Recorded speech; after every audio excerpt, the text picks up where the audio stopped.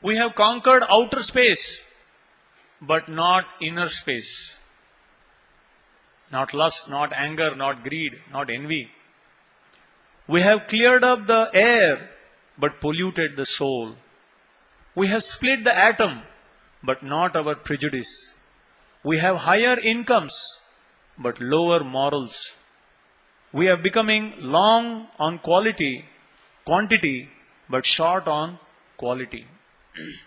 Next. These are the times of tall men and short character, steep profits and shallow relationships. These are the times of world peace, but domestic warfare. More leisure, but less fun. More kinds of food, but less nutrition. Fast food. These are the days of 2 incomes, but more divorce. Of fancier houses, but broken homes. Conclusion. It is a time when there is much in the show window and nothing in the stock room. Life, it makes you think. It's a very beautiful statement which management people, philosophers, scientists are analyzing in their own way. Just think about this statement. It's a very beautiful conclusion. It says, it is a time when there is much in the show window and nothing in the stock room. It's very significant. That means, in essence, life has become very superficial. Relationships are superficial, breaking at the tip of, just at the drop of a hat. Character, very superficial. In fact, Stephen Covey, who is this management guru, 7 Habits of Effective People and all, I was reading that book. He says, before World War, it was an ethic of character. People were judged, they were respected, and they were valued and adored for their character. But today, it's a question of very superficial personality. How you smile, how you present yourself, how you, kind of present yourself to others. People are least bothered about what is in the stock room. It's only in the show window. It's so superficial. In fact, during this time, I will give you an example of what he means by, from character ethic, it has moved to personality ethic. Today, it's a question of personality. How you present yourself. Doesn't matter what stuff you are made of. But if you can effectively talk, you can effectively present yourself, if you can smile better, superficially, then you are selected. Very nice. I was reading a book long back, I don't know currently, about this man, Dale Carnegie, very famous in the 60s, 70s. So this man had written, How to Win Friends and Influence People. Selling like hotcakes. And he was my very favorite author. I would read, How to Win Friends and I was very poor with friends. I couldn't just relate, So this fellow said, how to win friends. Remember their names. Remember what they like. Remember their date of birth. Put a card, post a card. Remember what their favorite colors are, what their favorite items are. So I had a tough time, I had to remember all these things. That's not my nature somehow. But then, all of a sudden, I heard in the newspaper that this fellow died. How he died? He simply jumped out of the 33rd floor of his New York skyscraper and committed suicide. The moment I heard he jumped out, I just took my book and threw it in the dustbin. You may say, why? He may die, but his thing works. But you just think about it. He is talking about how to win friends and influence people. Now, who is a friend? A friend in need is a friend indeed. And when do you need the most? At the time of distress. This fellow was distressed. He did not have one person to share his sorrow. If you share your sorrow, they divide. If you share your joys, they multiply, they say. Right? Now this man was so miserable, he simply committed suicide. Now, one question all of you may ask, if you are intelligent enough. We just discussed, death is a big problem, no one wants to die. But for Dale Carnegie, death was a solution for all his problems. Loneliness, misery that he was feeling within. Are the scriptures wrong? No. How? For Dale Carnegie, actually it's described in the scriptures, death is very painful. Why we don't want to die? Death is like 42,000 scorpions biting at the same time. I don't see any expression on your face. But if I were to repeat it in a village, people would faint. Anyone here have experienced a scorpion bite? Nobody. That's why. If you have experienced a scorpion bite, people die not out of poison but out of pain. It's so painful. It's like a burning charcoal placed on your body and tied with a bandage. Miserable. Death is like 42,000 scorpions biting at the same time. Why? Because, just imagine, if someone dies, your near and dear one dies. During this bomb blast, one lady, she came, she was crying like anything. Because her only daughter, husband has died, nobody else, the only life for she lived was for a daughter. And she died in this, near this Air India building. Burned to pieces, she couldn't even see her face to do the last rites. She was crying like anything. She said, that's the only person I survived for. It was so painful to her heart. Nothing had happened to her body. She was crying and crying and crying. It's so painful. Because one near and dear relative had died. Another person crying because he had gangrene of the finger. And the doctor said, your finger has to be chopped, your hand has to be, palm has to be chopped off. He didn't want to lose that finger. Doctor, I'm going to pay you any amount. Please save this finger. Ultimately, it went to the hand, that the whole hand had to be chopped off. It was just, like drying up, like a twig. So nobody wants to lose one hand. Nobody wants to lose one relative. Nobody wants to lose one's possessions. Nobody wants to lose one's strength, one's wisdom. But what is death? Nobody wants to lose one's friends. What is death? Death means at one shot, all of it, not only your finger, but your whole body, which is the essence of your enjoyment. That's going to be finished. All your relatives crying, but they can't do anything. All your friends that you lived for, finished. All that you aspired for and struggled to earn, finished. Everything that you ever aspired for is going to be taken away one shot. Therefore, for comparing the pain, it is told in the scriptures that death is like 42,000 scorpions, not in installments, but biting at the same time. Now, if death is so painful, why did Dale Carnegie, who famous for this book, How to Win Friends and Influence People, commit suicide? Suppose you were to jump from a building and see 42,000 scorpions with their raised, sting looking at you. Anyone would dare do that? Then how did he do it? This means for him, living was more painful than 42,000 scorpions. Living one moment was like 45,000 scorpions. So which is better? 45,000 scorpions continuously biting for rest of your life, or once and for all, 42,000 scorpion bite and finish. That means this man was so miserable, so lonely, so much frustrated. For him, even 42,000 scorpion bite was better off. It's a relief from his inner misery. Therefore it is said, a subtle pain is more painful than very gross physical pain. That's why people commit suicide. It's like you're driving a car and a policeman catches you. 500 rupees or 3 months in the prison. Which is better? Both are miserable. But better to finish off 500 rupees, otherwise suffering for 3 months. It's like this. For him, the death was not a solution.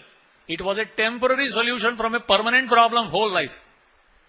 And this fellow writes how to win friends. Why? Because he may have seen two loving friends and their exchanges. It's a fact. When you love someone, you don't have to make an effort to remember his names and what his likes and dislikes are. But if you take the superficial aspect of the relationship and try to apply, and what was he saying? If you apply this, why? To exploit people. In business, make friends, send cards and all that. Establish a relationship. And what is this relationship? You scratch my back, I scratch yours. If you do it, okay. You stop, then I stop. Today, the relationship is not one of love. True love means sacrifice. If you love someone, you're ready to sacrifice everything for him. Today, it's a question of lust. I want what I want when I want. If you can give me, you're my husband, you're my wife, you're this, you're that, whatever. And you stop giving, you go your way, I go my way. Because of this, the relationships are so shallow. Therefore, we find so many divorces. People change their husbands or wives as they change clothes. In fact, today, people are frustrated with this lifestyle of marrying. Earlier, oh, this is for my daughter, all this, they are collecting for a whole life to be given. Planning, sometimes people are planning for my marriage, I'll do this. But nowadays, people are so frustrated of planning because they know after 2 years, you don't know whether you'll continue to stay. Therefore, there is a new concept. Living together. Let's try it out.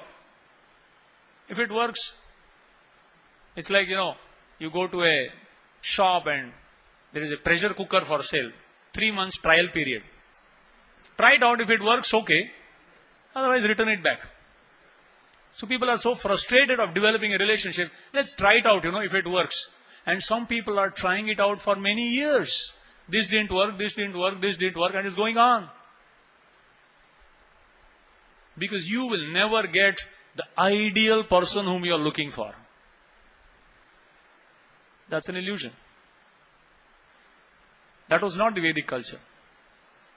Vedic culture, you don't even care about the face of that person. You care about so many other things. Anyway, we're not going to, that's not the purpose of this thing. The idea is, it's all so shallow and superficial. And therefore, we find so many problems. It's all very superficial. In every aspect of life, in diseases, all the technological advance, what is allopathy? Just suppressing the symptoms, not addressing the root cause. Now, what will you do if it is a psychophysical problem? Psychological problem which manifests. I know so many people, they are suffering from chest pain. They go to the doctor and say, your x-ray is all right, your this is all right, your this is all right. After spending 5,000, 6,000 rupees, then they say, you are perfectly all right, Baba, your mental problem, get out. You have no problem. No, doctor, I have a problem. Okay, you go to this fellow. Till that fellow gets frustrated. He goes on referring to some fellow to just get rid of that person. You are not able to address every aspect. It's all superficial. Unless you go to the root cause. And therefore, this statement is not just true in one field. In every field, it's all, through this technological advancement, we may have advanced, no doubt about it. But unfortunately, it's all become superficial and the essence of life is being forgotten. And therefore, people are so miserable, so much suffering, more than ever before. Divorces more than ever before. Suicides more than ever before. Stress more than ever before. Anger, expression through blowing off buildings or blowing off someone's life. Common. Now, where have we gone wrong? That also solution is given. Because today's civilization is aiming towards false promises of happiness. And therefore, they are not addressing the root cause of how to find happiness or going to the root of the problem. They are just superficial, false promises of happiness. I'll give you a quick example. The most famous and opulent people are the most miserable and lonely ones. I have several examples. I don't want to go into the detail, but I'll give you the essence of what we are trying to speak. Today, success means how much you are able to acquire financially or from external gross material things. This is considered a happiness, or in terms of name and fame and prestige in society. That is considered happiness. And therefore, people who have found all this, sometimes, practically most of the times, because people may not reveal. Externally, they may be putting up a very good show of being happy, but deep inside, they're miserable, lonely, and alone. So, where have we gone wrong? Because it's a false promise of happiness. Do this and you will be happy. Wear this and you will be happy. Smell this and you will be happy. In the scripture, there is one verse which explains this issue. Just listen to this. Such a great wisdom presented in just one verse. It says, Patanga matanga kuranga bhranga meena hata panchabhireva pancha ekah pramathi sakatham nahanyate yah sevate panchavirebhya pancha. I will explain what it is. Essence of what it says is, sense gratification is not the source of happiness. We think that if we gratify the external senses, the eyes, the nose, the ears, the sense of taste and the sense of touch. This is what body is all about. For enjoying, we have the body, which means the senses. So the eyes wants to see something nice, the ear wants to hear something nice, the nose wants to smell, the tongue wants to taste, and the skin wants to touch something soft and nice. Now, that is considered happiness. Anyone who has access to that facility is considered to be successful, prestigious, and glorious. But why are they miserable? Because that cannot give happiness. Let's take this example. It says, Patanga. I don't know if you're aware. Patanga. Patanga means the fire moth. If you have seen in the rainy days, if you light a candle or if there is a bulb, powerful bulb, all these fire moths, they come around and go around the fire or the source of light. You put a candle in a dark place during rainy season. So many of these fire moths come. And these fire moths, they are very dexterous in their movement. They are quite quick. But their one weakness is their eyes. That's their weak point. Their eyes are attracted to the dancing flames of the fire. And they're so attracted, they can't resist themselves from going nearer the fire. As they go near the fire, they can feel the warmth. Then they can feel the heat of the fire. Still they can't resist. And ultimately, they enter the fire. They are being consumed by the fire. But they can't stop. Their eyes agitated. It wants that gratification. Even though they're being consumed by the fire. Today we find advertisements. Cigarettes. And inside, underneath is written, statutory warning. Cigarette smoking is injurious to health. You know that. Even a child knows that. But why are we buying it and smoking away to glory? You pay to be burnt. You know liquor causes liver problem and it actually burns. The first time I took it, I'm not taking it now. The first time I took it forcefully in a college annual day, forced to drink, and I was shocked. Why these people drink this? Of course, later I got a little addicted. got used to this burn. Just because to be a part of the group. Peer pressure. But I was always wondering, what do they get out of this? Paying so much money just to be burnt out and just to act like they know that I am in a part of the group. So, Patanga, the weakness is its eyes. Then, each senses, 5 examples are given of 5 animals to be learnt from nature. Matanga means elephant. Elephant is so powerful, no human being can catch the animal, the elephant. But the elephant's weakness is its sense of touch. And a human being knows that. And therefore what he does? He trains a she-elephant who comes and rubs beside the he-elephant.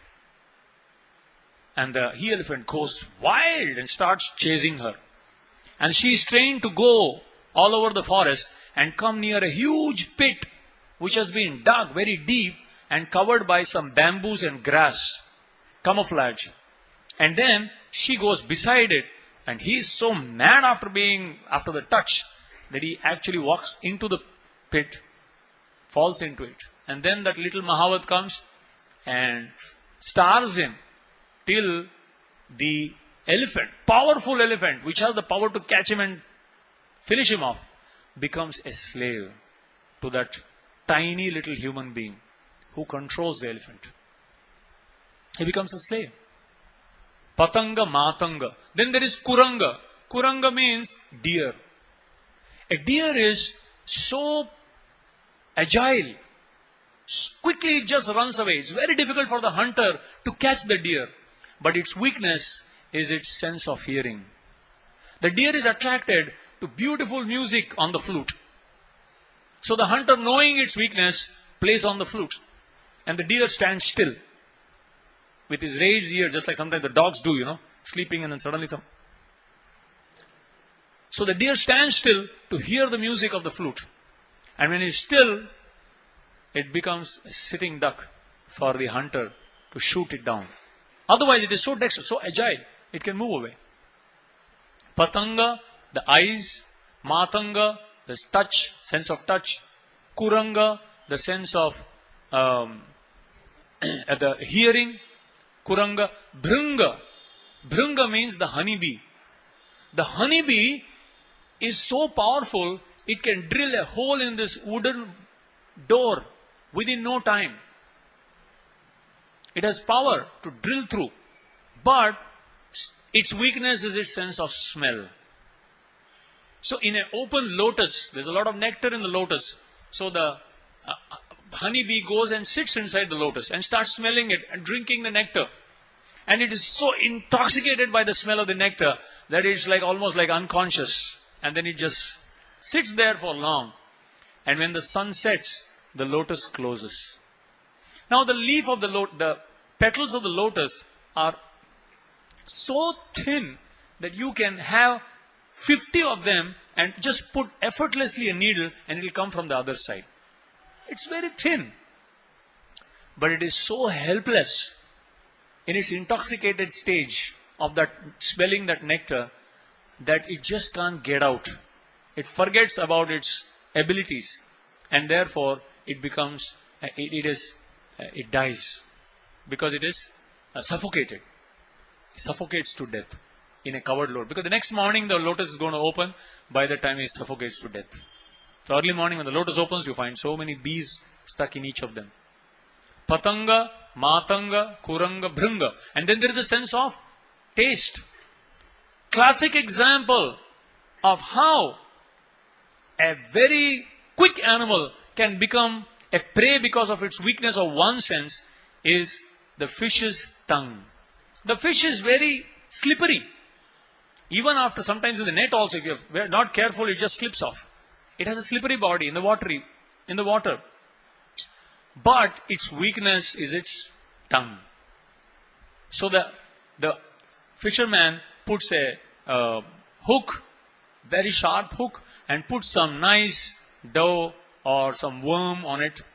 And the fish is attracted and it just starts swallowing that. And as it swallows, expert fisherman doesn't pull it then. it swallows and the hook goes deep in. And once it enters inside, one tug, however slippery, however, movable it may be, in 1 second it's out of the water, finished, and just suffers for some time before it dies. So the scriptures are giving 5 examples of each of these animals, where each one of the senses, if it goes astray because of its weakness, then it leads to its doom. Then it says, Ekam pramathi. If one of the senses get agitated in these animals, they go to their doom. Sa katham na hanyate. Then what to speak of the human being, yah sevate panchavirebhya pancha, whose all the 5 senses have gone astray. The whole advertisement industry is to simply hook you to your senses. Earlier the billboards, first of all there were hardly any billboards in 60s. And nowadays, maximum amount of money is spent in those billboards. Huge.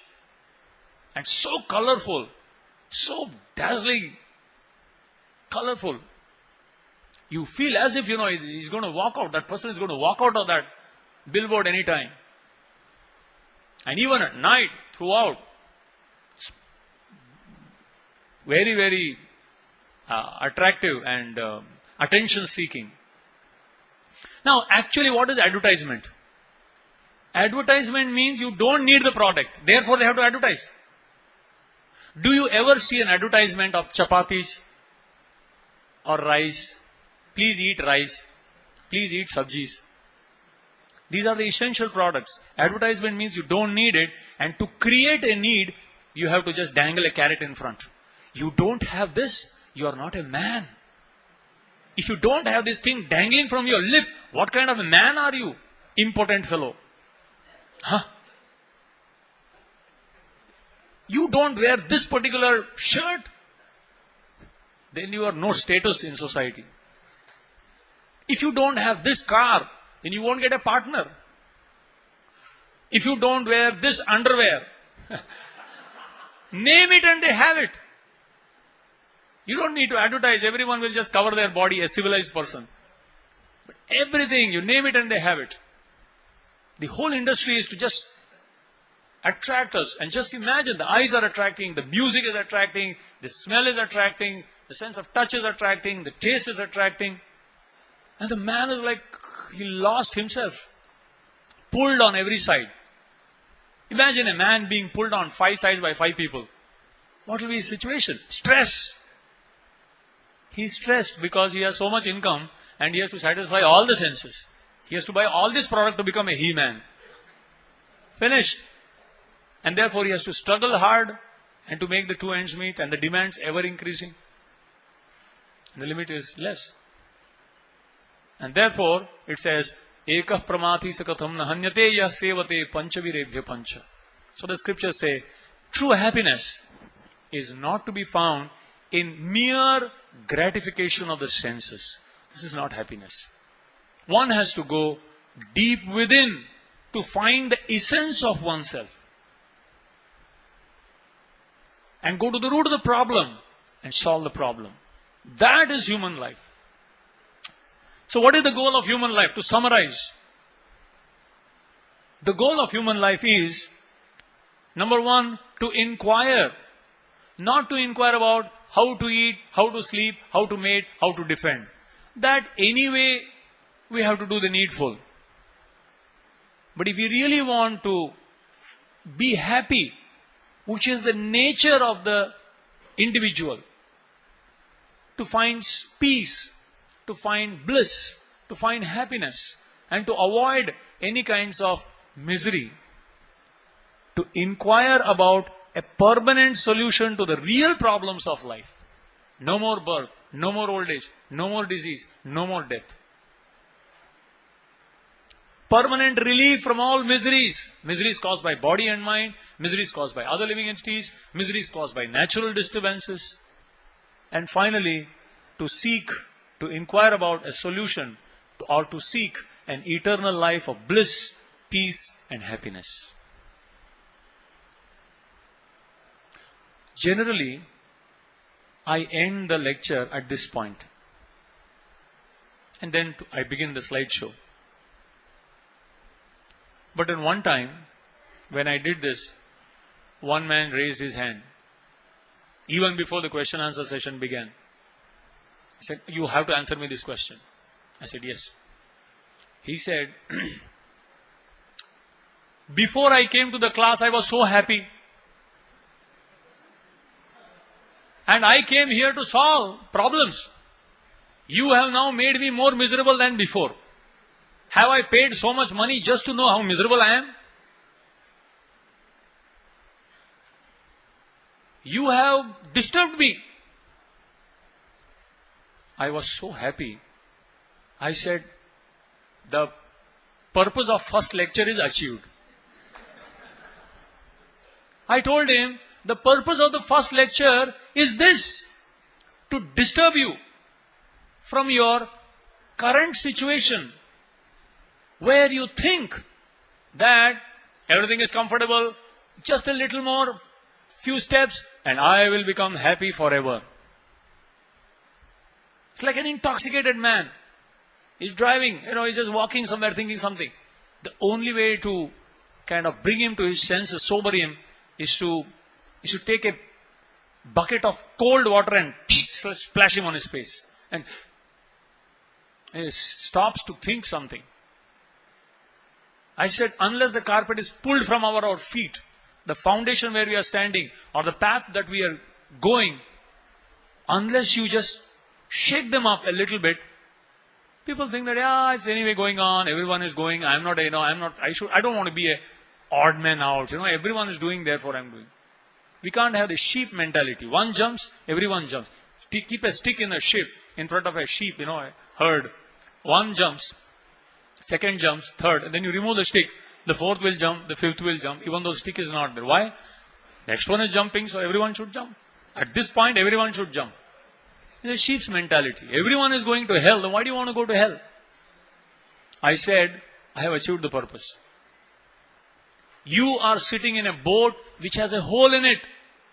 And if someone tells you, "Dear sir, there is a hole in your boat," come on, don't be so pessimistic.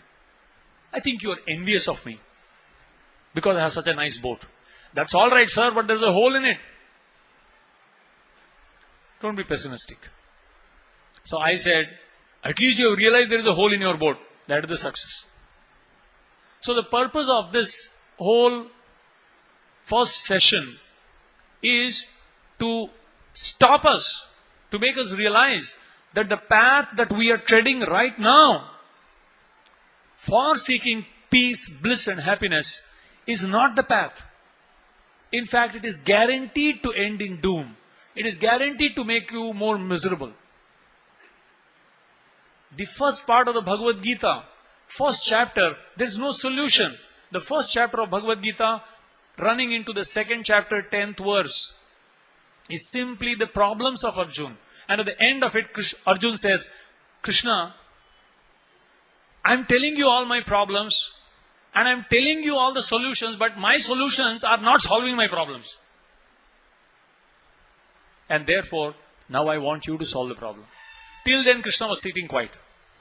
Because amongst friends, there cannot be a solution. Two friends are talking. What do you think? I think like this.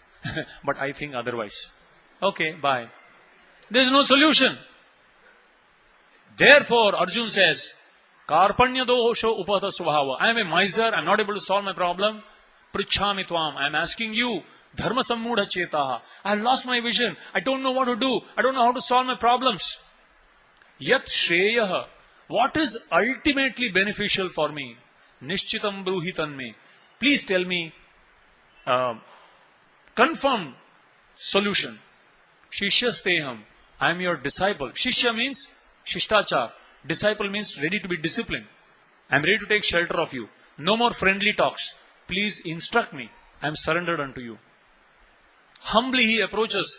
Then Krishna begins speaking the Bhagavad Gita, because he sees that this person is now receptive. He has understood that he is not able to solve his problems. with the solutions that he has, or with the solutions that he is trying to make. That is the beginning where Bhagavad Gita comes into picture. A person should be convinced that I have, number one, I have some problems. Number two, I have some solutions, but these solutions are not solving my problems. Therefore, I need some solutions. Let's seek an alternative. That's open-mindedness. Forget the Gita. Be very open. Forget, this is not Hinduism, this is not this. Let's discuss about objective, very scientifically, some solutions. If it makes sense, grab it. If it doesn't, throw it. Consider it. 1 week of your life is not going to go away. There are so many things we have been doing all over. Let's try it out. We have been trying so many new soaps. Every time the advertisement is there, let's try this one. There is some foam in it, there is some bubbles that comes. So this is a solution. But this is time tested. Since time immemorial, people have adopted it and seen it successful. So therefore, this is where I end today. But this is not to leave you just hanging. The whole idea is the current situation is not suitable right now. Therefore, we're going to present the alternate. And that will be the lecture for tomorrow. Can we have the slides?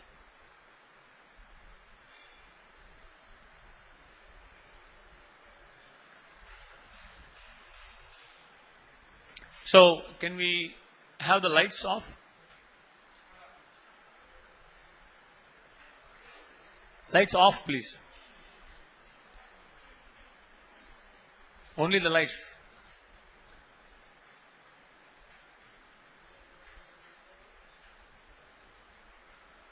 If possible, even the outside ones. Can we put up on the whole screen? Is it possible?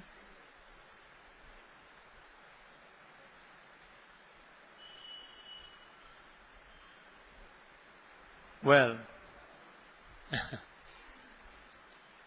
so here we see a beautiful little cute chimp. Next. See some resemblance? Quite close, right? Here we see a little nice family of a jungle cat. Next. There is another family. Many things are resembling. This tendency, biological instincts are there. Facial features may resemble. And it is described that there are 4 things that are common. Eating, we find here, this bear, it makes arrangements. It's not gone to school, not gone to college and learned how to, eat. But it solves its problem of eating. Next. And we may have wonderful facilities, technologically advanced ways, revolving restaurants, revolving tables, whatnot. But the propensity of eating and the satisfaction that is derived from eating is the same. Next. Sleeping. You see this cheetah, no worry. No yogi can sleep at this angle. Imagine, the animals, they don't mind, they sleep in any place. Sleepy, wherever they find a place, they go to sleep. The dogs sleep in the middle of the street, Amazing, all the traffic going on, is blissfully asleep. Whole morning and whole night he barks, of course. So, and here we find, of course, this is a very modest picture. Earlier I had another picture of a man sleeping with an alarm clock. He has to catch the 6:30 Virar fast or Churchgate fast. So even while sleeping, you are in tremendous anxiety to get up. Always. So, in spite of the fact that we may have made arrangements. Then mating, it's only seasonal for the animals. But then for the human beings, next. They're sophisticated, but it goes on all around the year. Next. Everywhere, every place, every time. And defending, the animals may do with their claws and their teeth. Next. And the human beings have developed a very sophisticated system but the mentality is the same. They stand on the border and start barking. The dogs also bark. If another dog that comes into its zone, then it starts barking. How, get out, get out. This barking propensity is done by, in the border, LOC. And from there you start shooting. This is my area, that is your area, get out. Next. So the only difference is the animals do it under the table and you are doing it over the table. But the mentality is just the same. Therefore we are called sophisticated, polished, well-dressed, two-legged animals. Next. We are one among them. The mentality is the same. You may be well-dressed, you may have a pipe dangling from your mouth, 6-piece suit, but you are simply one among them in the sense that you're just part of the that mentality is just part of the animalistic propensity. Next. Therefore, human life actually begins when we start thinking about, is there actually something beyond this? I do not want certain things in life, certain sufferings, problems. Why is it being imposed upon me? I want peace, happiness, bliss. Why is it eluding me? This inquiry marks the beginning of human form of life. And then one starts meditating on the nature of this world, the problems, beginning with birth. Imagine, can any one of us sit like this for even a minute? But to be packed like this for 9 solid months, of course 3 months of organogenesis, 6 months being packed up like this. A yogi also cannot sit like this for long. To be packed up like this, bitten by worms and burnt by the spicy food that the mother takes through the umbilical cord, it is passed to the child. It's miserable, waiting for the time to come out. Next. And then there is old age, inevitable. No one wants it, no one can avoid it. It's common to all, whoever you are. Disease, small way or a bigger way, today or tomorrow, in one form or the other, one organ or the other, but inevitably it's a fact of life. It's going to come. And ultimately death. These things are not simply for one religion or one geographical area or one community or one caste. This is for every living entity in this universe. Next. No doubt, we may be technologically advanced. We may say that today we have reached advancement. There are advanced people, Actually, Vedic culture is simple living and high thinking. That was Vedic culture. Simple living, high thinking. But unfortunately today, it's the opposite way. High living, simple thinking. Literally high living. You live on the 150th floor. But what is your thinking? How to eat, how to sleep, how to mate, how to defend. Next. We may have gone to the moon. But have we solved these problems? Billions of dollars, I think $84 billion spent to go to the moon. Can you imagine in the 1960s? $84 billion, right? 24, how much is it? Something is written there, I'm not able to see. So many billions of dollars spent. And can you go back? No. Anyway, forget it. So, no, forget it. Can't go back? This is the technological problem.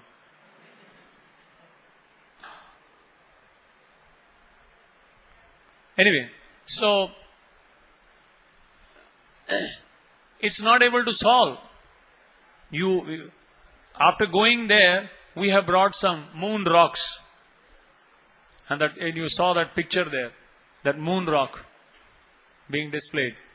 And this rock, to see that you have to pay $10. $24 billion for that piece of rock.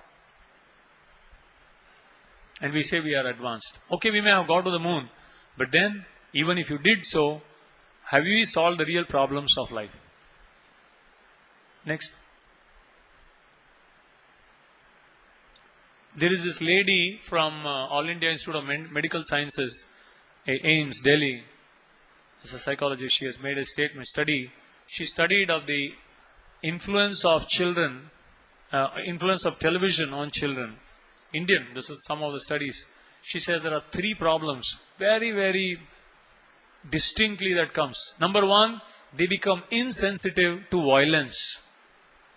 Number 2, they become extremely fearful of certain things. And thirdly, they become violent. They become violent. A violent behavior, beating up someone, torturing someone, things like that. Next. You can't have, kind of conversation with this. In fact, it makes people so impersonal. After this, people just sit watching in front of it for hours together. Not only their physical, social, but even emotional life is completely dulled. Many problems. Today people, why do you see, early morning you see chapati, so many people going for brisk walks. Why? Because most of the physical kind of activity is dulled. Sitting right in front of the computers for long hours, sitting in front of the television, from there sitting in the car, then sitting here, then sitting there. Practically no this kind of lifestyle. And therefore, artificial kind of lifestyle has created so many problems that forcibly, and it also makes people so impersonal. And they don't socialize, they don't mix with some people. I remember once I went to a home and I knocked at the door. The servant came and opened the door and said, just 1 minute, and for 20 minutes no one turned up. But I was hearing voices of every family member inside. Then I opened the door. I was a little fearful of being very not decent, but I just opened the door and peeped in a little. After 20 minutes, then I saw from grandmother to the grandchild, everyone is sitting in front of the television and with their biting their fingernails, watching and then I realized it was the last over of some international cricket. And that old lady says, just 1 minute, it's almost over. I was amazed. And Atithi Devo Bhava. That's Vedic culture. Anyway, makes people so really insensitive to needs of people. Yes, we may have technologically advanced, but it's like almost become like a concrete jungle. The consciousness of people is simply animalistic. Next. No wonder we are in an age of machines, where complicated machines are created, computers, mobiles and things like that. But simultaneously, human beings are also becoming like machines. So impersonal, so depressed, so frustrated, so stressed, so much in anxiety, fear, tension, worry. Literally people have become like robots, insensitive to the needs of people around, absorbed totally to make the 2 ends meet. They have to struggle for existence has become the name of the game today. Not realizing why they are doing what they are doing. Where are they supposed to be heading in life?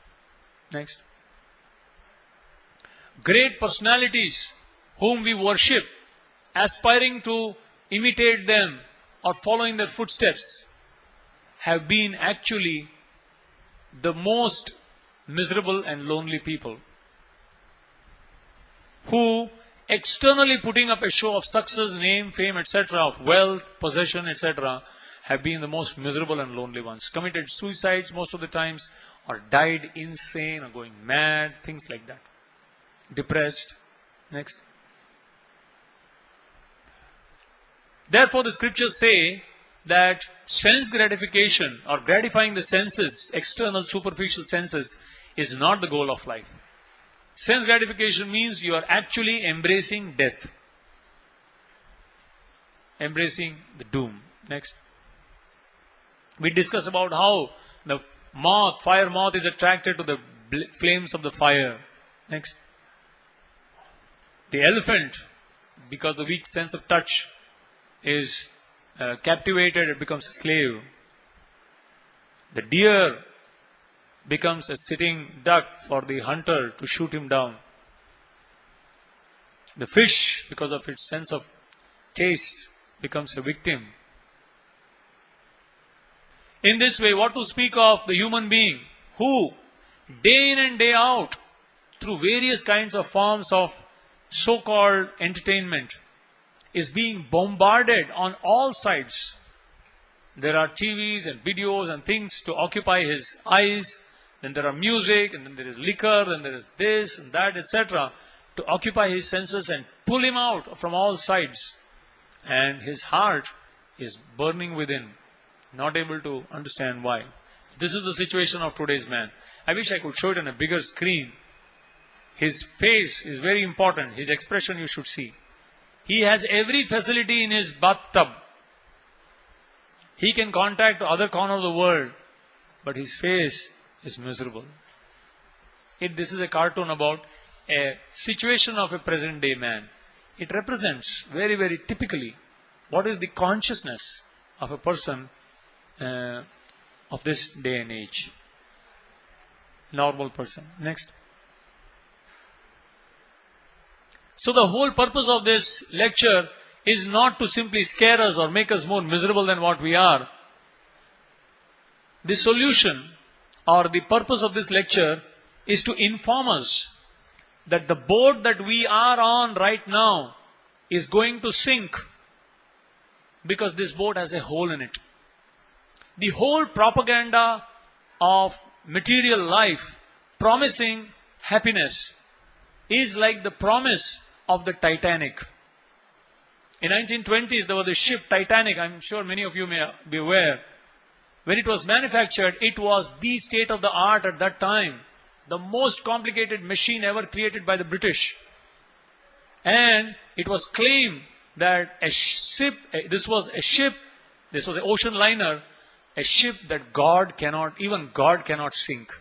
This was the title that ran on the head of the newspapers at that time when it was about to set sail. And on the 13th day of its maiden voyage, the top people from the whole country were there to be part of that trip. And they were so confident that this ship will never sink that they had removed all the small boats which are used in times of emergency. And over 1,000 people, when this ship hit an iceberg, it was just sliced through. And ultimately that unsinkable ship sunk into the bottom of the ocean on its maiden voyage. So the whole propaganda of this material, technological advancement of this civilization, claiming that it's going to give happiness to people, is like the claim of Titanic to saying that it's going to be unsinkable. But the Bhagavad Gita, Krishna says, Sarvam Jnana Plavenaiva Vrijinam Santarishyasi. Jnana Plavena. Plava means boat. He tells Arjun, O Arjun, the knowledge that I am speaking to you at this time on this battlefield of Kurukshetra, Jnana Plavenaiva, by this knowledge, this transcendental boat of knowledge, Vrijinam. Vrijinam means the ocean of miseries. Santarishyasi. Tarishyasi means to cross. But Santarishyasi means surely, effectively, comfortably, easily, you will be able to cross over the ocean of birth and death. This is Krishna's promise to Arjun in the Bhagavad Gita when he talks about this knowledge. So the whole idea is not simply to scare people, but to make them realize that the current propaganda that this life will give happiness is simply a farce. And therefore to shake us up and to create this in our heart, a thirst for searching out for the actual solution to solve the problems of life. That is the purpose of the Gita. And therefore, this is the purpose of the first day's lecture. To what is the necessity for Bhagavad Gita? Because if we don't understand why we require the Bhagavad Gita, why should we spend 6 more days? Unless we are sure that it's going to be helpful. How is it going to help us? This is going to permanently solve all the real problems of our life eternally. This is guaranteed. How and why? Come tomorrow. Can we have the lights on? So, thank you very much. I'm sorry we are a little late beyond time. But before I conclude, I would like to take a couple of questions if there are any. Anyone has any questions regarding what we have spoken so far? Of course, I would like to tell you, this course is designed in such a way that most of the questions that you have today will be answered tomorrow. And most of the questions that you will have tomorrow will be solved the day after. That's not to discourage you, but if you have any question that is burning issue and you can't sleep tonight if you don't get answer, you can ask it. Yes. Can we have the mic? We'll just pass the mic.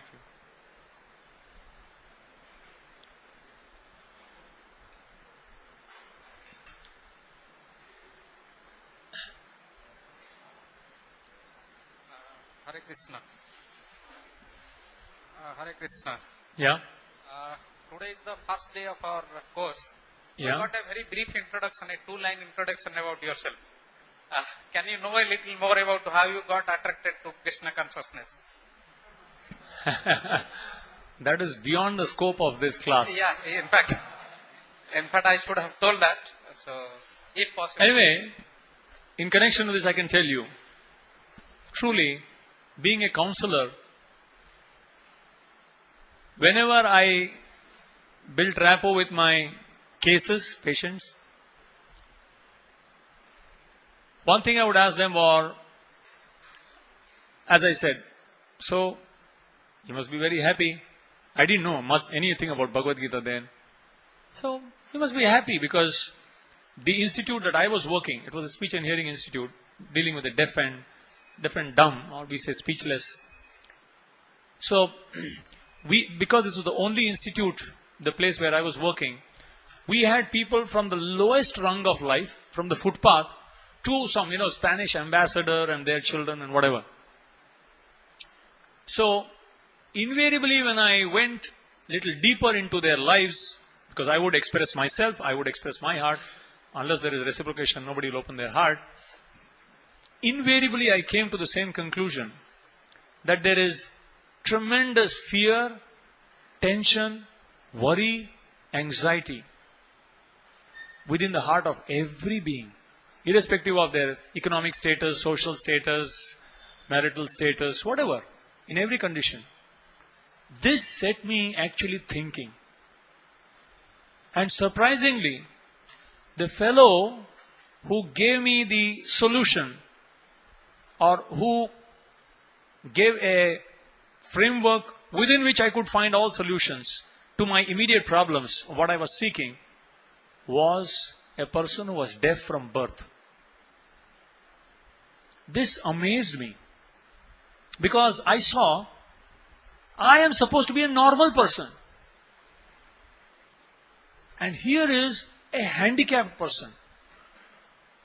But this man, because he has the knowledge of Bhagavad Gita, not only is he effortlessly able to overcome his handicap, but extend himself to assist others, so-called normal people, to solve their problems. We consider the handicap to be a liability to the society.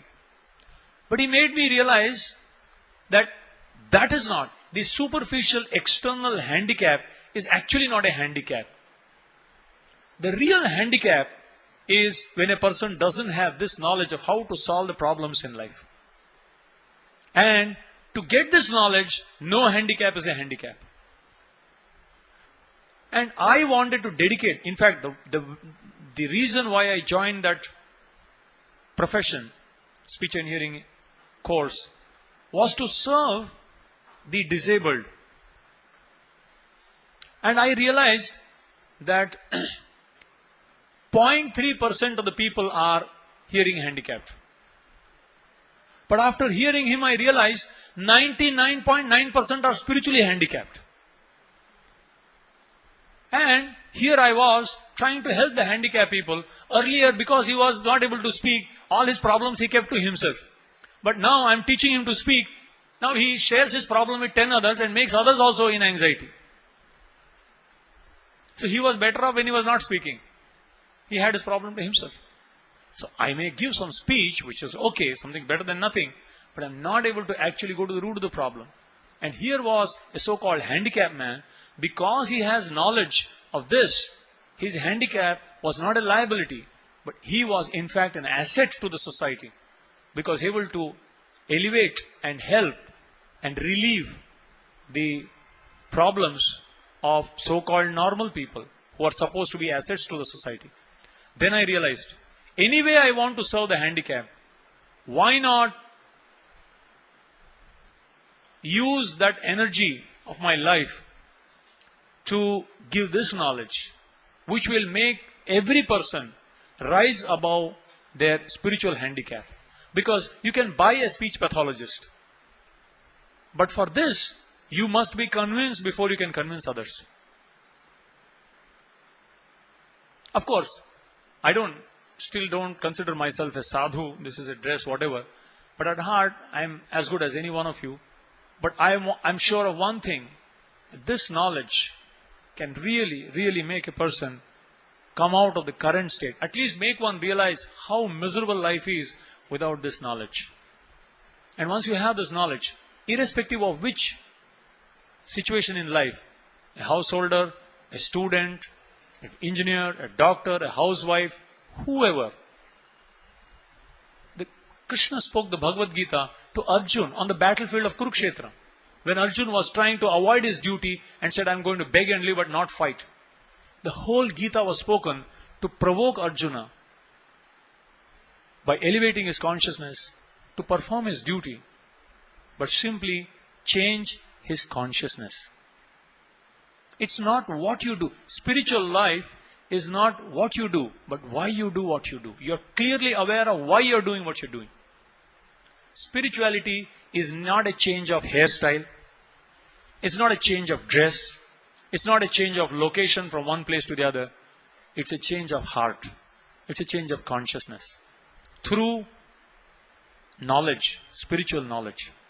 And this increases the quality of our life and gives us true happiness and satisfaction and peace. This, I was convinced, and over so many years that I am seeing, people who have been touched by this philosophy, who have been given this access, have not only become happy and blissful themselves, but amazed by the potency of this knowledge, are dedicating their lives while staying in their own, doing their responsibilities. They are extending themselves to give this knowledge to everyone else. Practically some of the reason why you are all here is probably some friend told you that you must attend this. It's very helpful. It has helped me. It will help you. Isn't it? Somebody has extended themselves as a well-wisher to share with you what they have relished, what they have understood, or they have benefited with. So, that's a brief introduction about how I came into this. One last question, if there is any, otherwise we'll stop here. So, I would like to thank all of you